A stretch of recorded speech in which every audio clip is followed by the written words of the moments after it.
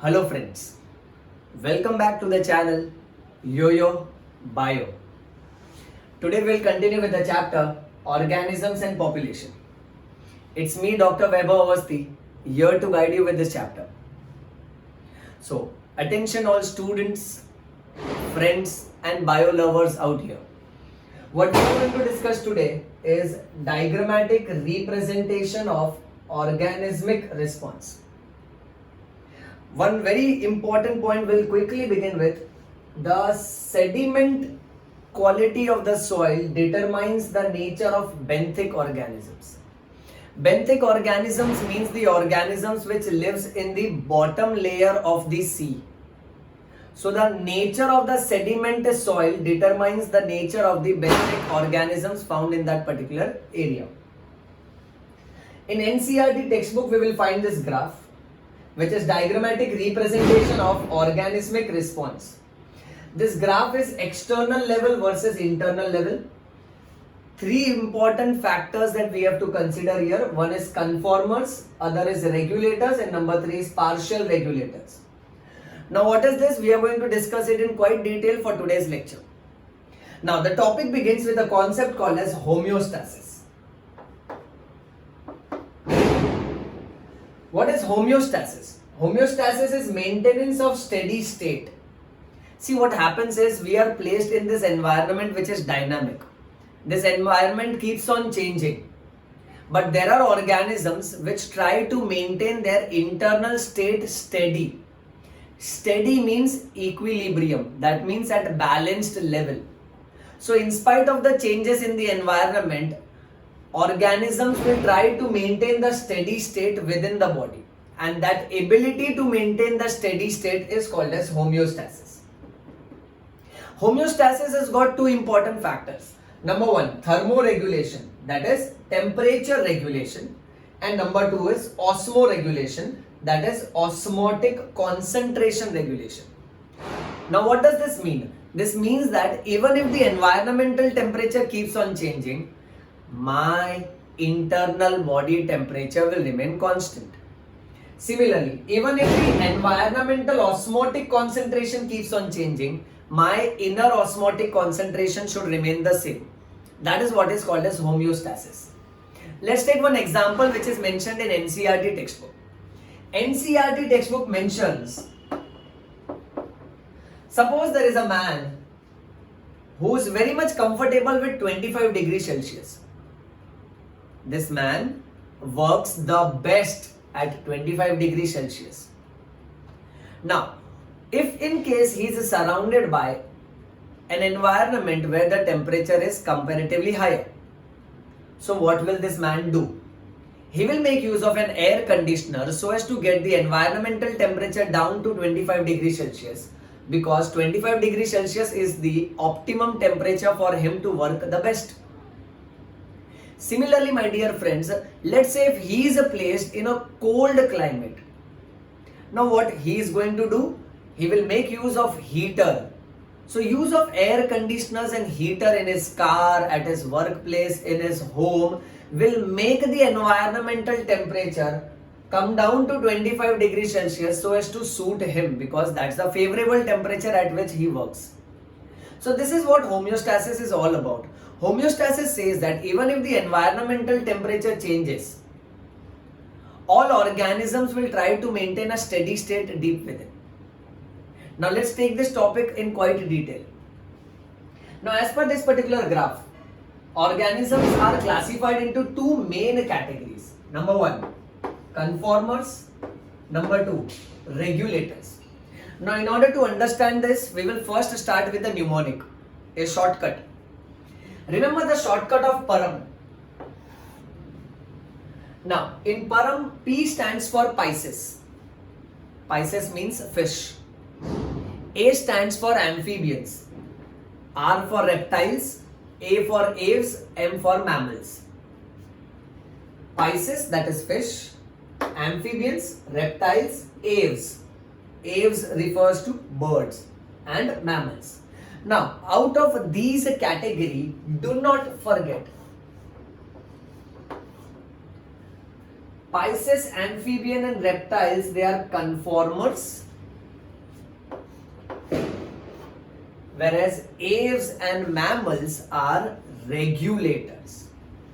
Conformers are also called as cold-blooded. They are also called as poikilothermic animals. However, regulators are also called as warm-blooded, also called as homeothermic animals. Now, why these are called as cold-blooded or poikilothermic? Thermic means temperature. Poikilo means changing. It is because, students, in these animals, the inner body temperature keeps on changing as per the environmental temperature. So if they are placed in an environment where the temperature is 10 degrees Celsius, their body temperature becomes 10 degrees Celsius. Now if they are placed in an environment where the temperature is 20 degrees Celsius, their inner body temperature becomes 20 degrees Celsius.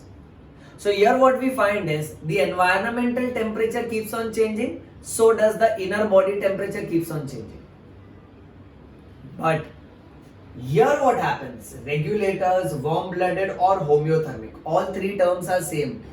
Okay, in homeothermic animals, that is warm-blooded animals, what happens is the inner body temperature remains constant. The inner parameters of the body remains constant. So even if there are changes in the environmental temperature, the inner temperature remains constant. Now how do we understand this in detail? Let's carry on. So first thing that we have to remember from NEET point of view is that all aves, mammals, few lower vertebrates and invertebrate species are examples of regulators. Now, regulators, warm-blooded or homeothermic animals are animals in whom the internal body conditions remains constant. For example, human body temperature is 37 degrees Celsius, or in terms of degree Fahrenheit it is 98.6 degree Fahrenheit. Now our inner body temperature is 37 degrees Celsius, or you can say 98.6 degree Fahrenheit. Now what happens is, even if the environmental temperature keeps on changing, our body temperature is always maintained at 37 degrees Celsius or 98.6 degree Fahrenheit. Now, in order to keep this temperature steady state, that is homeostasis. So, in order to maintain the homeostasis in terms of temperature, nature has given us mechanism. What are these two mechanisms? That is sweating mechanism and shivering mechanism. Now, let's say suppose for example, in a scorching heat during summer, the environmental temperature is high. It is more than 37 degrees Celsius. And our body temperature is 37 degrees Celsius. So what happens is, in order to cool down our body, nature has given us sweating mechanism.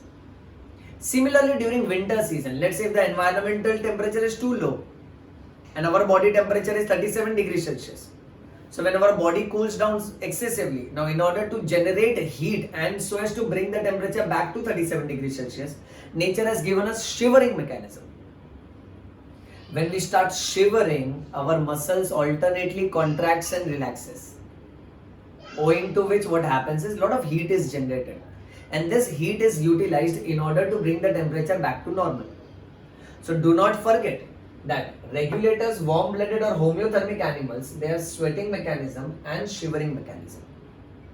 Now if we are thinking which out of these two are the best, is it conformers or is it regulators?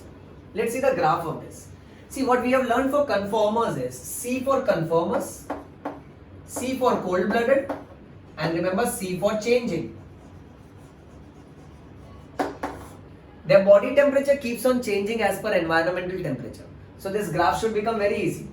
Notice this blue colored line. See here, if we are mentioning external level, let's say external temperature is 5 degrees Celsius. So the internal temperature is somewhere around this. Now let's say the external temperature goes to 10 degrees Celsius. So you see the internal temperature also changing. Okay, let's say if the external temperature goes to 20 degrees Celsius. So correspondingly, the internal temperature is changing. That means on this blue colored line, this line indicates with the change in external level, the internal level also changes. That is why this blue colored line is the graph of conformers. Now you see regulators. Regulators, what have we learned? The parameters will remain constant. Check here. So you see this yellow colored line? That's for regulator. Now what does yellow colored line say? Let's say for the same 5 degrees Celsius, we go up. Now, the temperature remains constant. Let's say the temperature goes to 10 degrees Celsius. Again the temperature remains constant. Take that graph to 20 degrees Celsius. Again the temperature remains constant. So my dear students, you see this graph, this line represents regulators, because in spite of the changes in the external level, the internal level is at the same point. So coming back to the question, which one are better? Is it conformers or regulators? Then undoubtedly you should know regulators are far better. I am putting a greater than sign. They are far better than conformers. Now coming to the question, then why is it not that nature did not make conformers undergo an evolution and become regulators? So let's come back to the same example given in NCERT textbook. You remember that man comfortable with 25 degrees Celsius temperature? Now is it possible for all other humans to afford air conditioner or heater in order to titrate the temperature and get it back to 25 degrees Celsius? No. So probably what this man could afford financially, other man could not afford financially. The air conditioner and the refrigerator he could afford financially, but other man could not. Similarly, my dear friends, remember, okay, right? Thermoregulation is energetically expensive process. So not all organisms, spices, amphibians and reptiles, they cannot afford to lose excessive amount of energy in order to maintain homeostasis. So for these organisms, in order to keep their temperature constant, in order to keep their osmotic concentration constant, these organisms cannot afford to lose large amount of energy. That is the reason why they are restricted to this group called as conformers, and they did not got evolved into regulators. Repeating the same point once again, thermoregulation is energetically expensive process. However, here thermoregulation for this man was a financially an expensive process which other humans, other man could not afford. Similarly, thermoregulation for regulators, it is possible because they can afford that much amount of energy, but these organisms cannot. Think about small organisms like shrews and hummingbirds. Now shrews and hummingbirds, these organisms, they cannot tend to lose that much amount of energy. That is why it's not possible for all organisms to lose large amount of energy and to get thermoregulation done. Moving on, next, important MCQ. Heat loss or heat gain is a function of surface area. Now what happens is, in these small organisms, their area is far more than the volume of the body. Did you see this? Area is far greater than the volume of the body. That is the reason why heat loss in these organisms is quite high. You see this upward arrow? That means quite high. So in shrews and hummingbird, the heat loss is comparatively more. Moving on, next. Now, whenever there is a stressful condition, and if the condition is either localized or it is for short duration, some of the organisms, they will either migrate or they will go into a state which is called as suspend. Now migrate means what? Migrate means to shift. Let's say, suppose for example, it's getting too hot in Delhi, right? Then during extensive and excessive summer, you migrate to Shimla, which is excessively cold. Similarly, my dear friends, remember, thousands of Siberian birds every winter, They fly all the way from Siberia to Keolado National Park, which is at Bharatpur in Rajasthan. This might come up as an MCQ. Remember this. Okay. Moving on. Next. Now, some of the organisms they suspend. Example of organisms which goes into a state of suspension is bacteria, fungi, lower plants. What they produce is they produce spores. Spores are dust-like particles. So they produce spores which are dust-like particles. So whenever the condition is stressful, if the environment is too harsh, it is unfavorable, then what an organism will do is either it will fly away to some different environment which is favorable, or the organism will inhibit its processes for the time being, which is called as suspend. Now these bacteria, fungus and lower plants, they produce dust-like particles called as spores. And spores will not germinate unless and until the environmental condition becomes favorable. Moving on. Next. What higher plants do? Higher plants will produce some or the other seeds or vegetative reproductive structures which will go into the state of dormancy. Dormancy means a resting period. Dormancy means resting period. Next, some of the animals they go into hibernation, some go into estivation. Hibernation is winter sleep, estivation is summer sleep.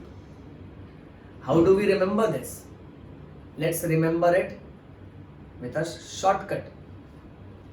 Remember HW, homework. HW, that goes easy, right? Homework. So H for hibernation, W for winter sleep. Then remember Avasthi sir, A-S, Avasthi sir, that's me. Okay, so you can remember Avasthi sir gave homework. Now Avasthi sir, A-S, that is estivation is for summer sleep and hibernation is for winter sleep. See, the commonest example is we don't find frogs in every season. We find frogs mostly in rainy season. So where does these animals go during summer and winter? That's quite easy. They go deep down in the ground and they are resting.